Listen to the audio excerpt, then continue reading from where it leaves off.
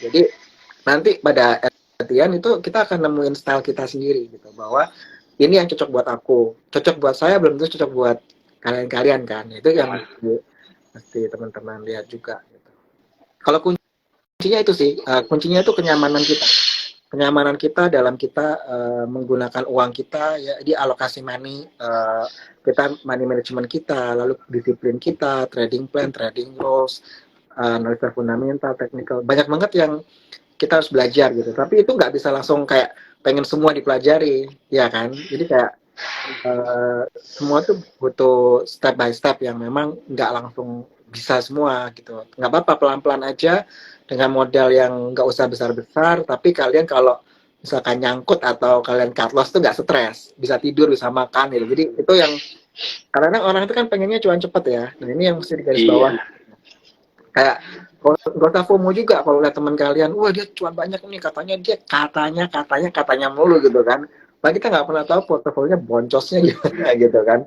Jadi sometimes ya kita mesti fokus sama kita punya portofolio, kita harus bisa tahu, misalkan dana kita cuma 10 juta ini. 10 juta ini badan buat untuk mungkin buat kuliah, buat mungkin nanti ini mau biaya nikah atau mau renovasi rumah, tapi dimasukin ke saham. Ya gimana kita belum cukup lama atau belum cukup menguasai mengenal diri kita di saham seperti apa, saham itu seperti apa. Itu kan kayak satu gambling kan gitu. Jadi ya udah kalau emang mau belajar cukup aja mungkin cuma 500.000 gitu. Kalau 500.000 ini hilang dari 10 juta kita nggak apa-apa. Kan cuma berapa persennya. Tapi pressure-nya itu nggak sebesar kalau kita cuma punya uang 10 juta, kita masukin 10 juta di saham A gitu, terus tiba-tiba hilang semua. Itu kan, wah, bucat itu gitu. Jadi kayak disaster kan. Itu sih. Oke, jadi iya sih, berarti rasa penasaran, rasa mau belajar, dan nggak nyerah lah, kurang lebih tiga itulah yang Ya, terpenting ya. disiplin. Jadi kayak lu kalau udah belajar disiplin sama apa yang lu udah setting, nah itu. Kalau emang kita cut loss ya cut loss, kalau emang kita harus TP ya TP gitu kan. Jadi meminimalkan namanya perasaan sebenarnya. Walaupun kita manusia nggak mungkin lah ya, ada greedy ya. Cuman at one point ya memang mostly ya awal-awal tuh pasti rugi. Gitu. Tapi kalau ada yang bilang, wah selama COVID gue cuan terus tuh, pertanyaannya sampai sekarang cuan terus nggak? Nah itu jadi harus ada, kita harus ada calon diri kita juga gitu. Kan banyak tuh yang awalnya cuan terus kesapu semua, lama-lama minus akhirnya give up di market gitu. Jadi ya kalau kita bilang di bursa itu kayak nggak pernah berhenti untuk belajar. Gitu. Itu yang harus ditanamkan ya, bursa tuh nggak kita datang terus tiba-tiba mau cuan langsung besok pulang pergi, atau kalau mungkin bagi sebagian orang kayak ada seumur hidup gitu loh. Hidupnya tuh kayak ya, perjalanan seumur hidup gitu. Oke, kita coba menjawab pertanyaan. Ada yang nanya nih kok. Boleh ya saya bacakan pertanyaannya. Bagaimana membedakan harga saham yang koreksi dengan harga saham yang ternyata downtrend? Mungkin maksudnya tuh yang koreknya bentar, terus habis itu balik arah lagi, sama yang memang udah turunnya tuh kayak udah turun terus sampai gocap, jangan gitu. Gimana keduanya ini beda ini? Gampang sih kalau misalkan kalian mau pakai metode percentage. Jadi misalkan saham ini kita bisa terima dia koreksi misalkan batasnya 5%. Kalau dia minus 5%, kita anggap koreksi wajar. Tapi kalau dia sampai koreksinya udah minus 10%, berarti udah nggak wajar dong. Udah 2 kali lipat dari ketidakwajaran yang bisa kita terima, misalkan. Ya dong. Berarti kalau misalkan sampai tetap minus sampai 25, 35%, 40% minus, berarti dia benar strong downtrend dong. Gitu. Jadi kayak kalau paling gampang itu metode percentage sebenarnya. Jadi kalian di posisi misalkan posisi 1.000 ini, terus dia turun 5%, ya kan? Kalian masih anggap itu wajar, koreksi wajar. Tapi begitu dia turun sampai 10%, itu udah 2 kalinya dari kewajaran kalian, udah nggak wajar dong. Jadi harusnya bisa dilepas. Kalau emang kalian nggak merasa bahwa itu bukan trading rules-nya kita, gitu.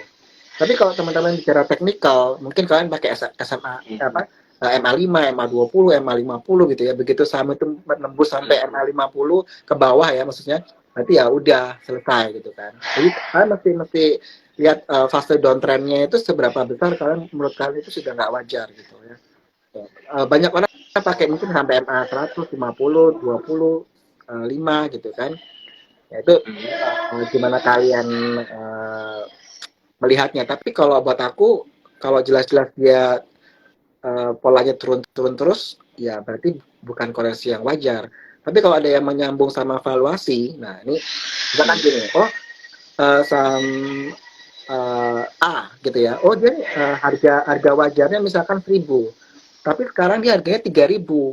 Begitu turun terus, kan kalau yang valuasi bilang biarin aja tunggu sampai 1.000, karena harga wajarnya misalkan 1.000 kan, tapi sekarang di harga 3.000, begitu dia di harga 2.000 sudah setengah turun gitu, kita masih bilang kurang murah, ya nggak?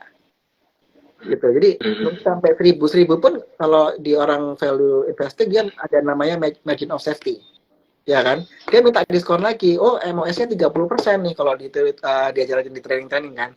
Berarti dari 1.000 harus 700 baru bisa beli.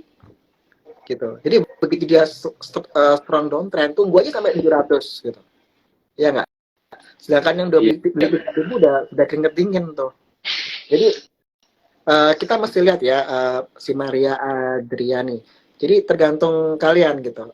Yang mau dibuat mudah apa susah gitu. Kalau emang mau valuation ya itu belajar lagi karena metode evaluasi kan banyak ya. Iya, banyak. Jadi dikombinasi aja mana yang menurut kalian, kalau secara teknikal begini, kalau fundamental begini. Nah, gitu. Jadi tapi kalau buat aku yang paling gampang adalah metode percentage. Itu paling gampang. Kalau emang kamu sudah biasa trading rules-nya minus 5% cut loss gitu kan ya. Begitu saham minus 5% turun, ya lepas. Tapi kalau kamu misalkan nggak apa-apa deh, maksimal cut loss-nya minus 10% misalkan gitu.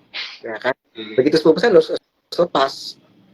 Nanti jangan nunggu sampai dia minus 30%. Kok ini jual nggak ya? Jual nggak ya? Nah, kamu dari awal trading rules-nya gimana, aturanmu tuh gimana gitu loh ya. TP di berapa persen, cut loss di berapa persen, itu kadang-kadang kan kalau kita bilang sebenarnya banyak teori, banyak metode gitu. Tapi begitu kamu pilih salah satu, kamu harus konsisten, disiplin pakai itu.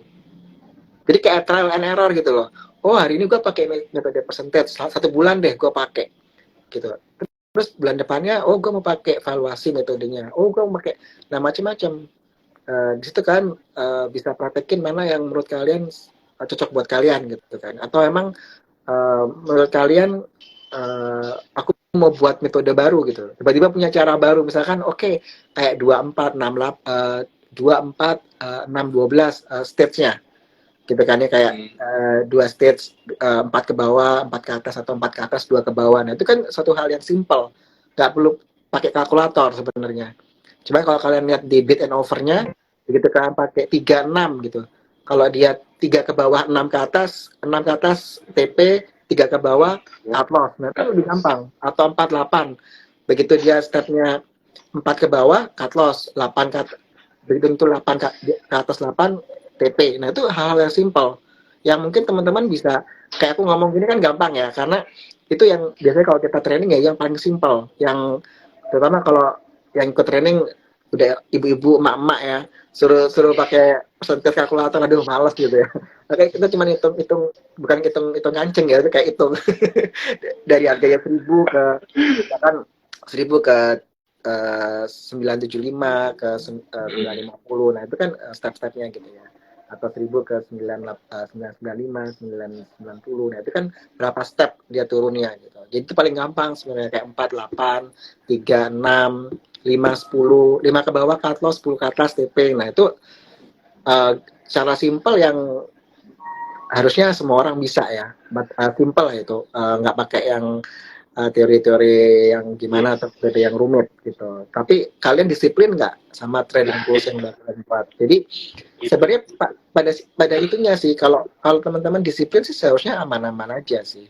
Jadi kayak alokasi dananya atau kita bilang money managementnya sesuai yang udah kita desain. Oke, misalkan kamu cuma bisa tolerir loss itu, kamu punya 10 juta, bisa tolerir loss itu 1 juta doang. Ya udah, berarti kamu cuma boleh trading 1 juta.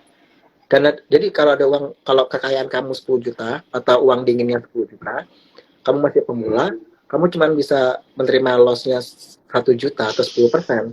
Nah, 1 juta ini bukan berarti kamu 1 juta dibeli saham 1 juta langsung 1 juta gitu, enggak. 1 juta ini kamu bagi-bagi lagi karena masih belajar. Mungkin dari juta ini aku tradingnya cuman 500.000 ya, aku 100.000-nya ini dana buffer, kita bilang dana cadangan kalau kita mau averaging down dan sebagainya. Jadi butuh strategi yang sebenarnya nggak perlu rumit ya. Asal kamu udah mengerti, oke, aku maunya sekian persen porsinya, lalu ada risk per trade-nya berapa sekali trading. Nah itu kalau RPT mungkin agak dijelasin di kelas ya, kalau di sini agak susah. Tapi ya kembali lagi, kadang-kadang yang simpel-simpel itu yang lebih ngena sih kalau buat aku ya.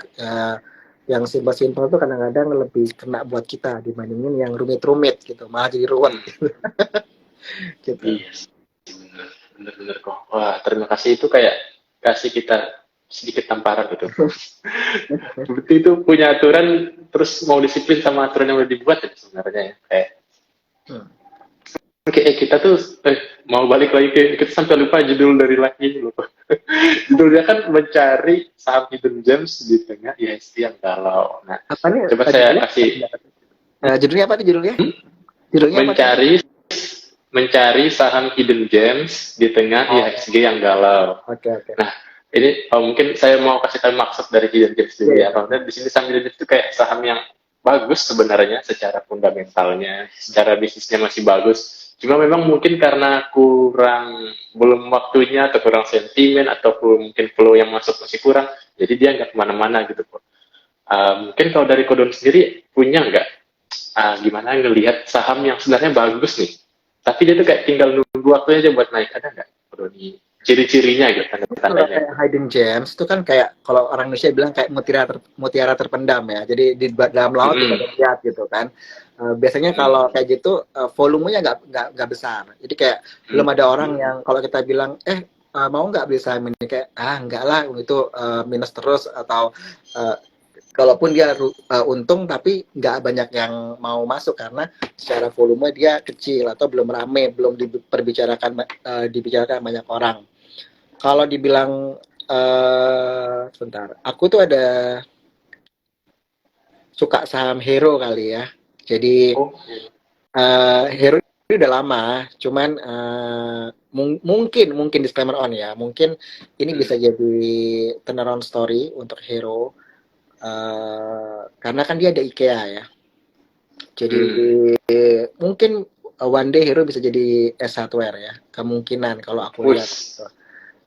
Disclaimer on tingkat dewa ya. Ini kan ngomong hidden gem. Jadi sekarang ngomong hero tuh ini. Tapi secara financial kalau teman-teman lihat tahun 2020 2021 hancur banget ya kan. Setelah itu Q3 Q4 2022 membaik. Jadi aku rasa strategi yang diambil oleh Hero itu, Guardian tuh punya Hero juga kan ya. Jadi memang utangnya gede banget gitu. Tapi kita belum tahu akan seperti apa. Atau kalau saham yang sudah ini mungkin energi ya, energi Mega Persada itu kita juga suka. Terus Medco kita suka. Dulu Medco kita nggak suka ya dulu karena dia kayak nggak jelas mau kemana gitu. Tapi makin kesini makin jelas Medco ketika ada aksi corporate itu ya.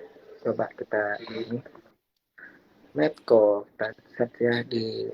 Kalau teman-teman nggak tahu saham-saham yang aku bilang ini, bisa masuk ke sahamdaily.com terus search aja Medco gitu. Kalau di Medco ini, kalau orang bilang Medco pasti pengen taunya minyak ya. Padahal sebenarnya pendapatan Medco paling besar itu di gas. Gitu. Jadi teman-teman bisa lihat. Nah, Medco ini yang menarik kan dia punya Aman Mineral Nusantara ya. Nah, itu kok bisnis kok dia basisnya produksi tembaga dulu itu kan kita nggak ngeh ya masalah ini nono. Nah akhirnya ketika dia memproduksi tembaga gitu ya, itu jadi satu hal yang menarik untuk Medco. Lalu dan Medco juga ada akuisisi, dia akuisisi ConocoPhillips ya. Ketika dia ConocoPhillips itu, nah ini adalah hal yang memang aku rasa titik baliknya Medco ya gitu.